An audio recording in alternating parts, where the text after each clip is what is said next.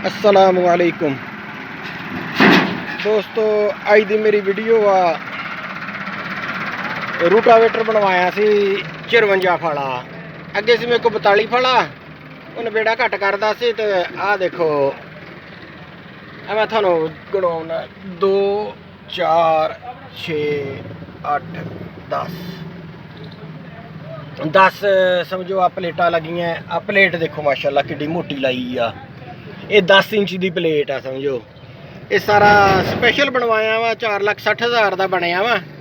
तो पहलों एक ज़्यादा बनाया सी माशाल्लाह बहुत ज़बरदस्त चलता सी। ये हुण दूसरा बनवा के लिया। देखो प्लेटां सारियां प्लेटां जिहड़ियां वो मोटियां लवा के तो बहुत ज़बरदस्त बनवाया वा। तो आ देखो माशाल्लाह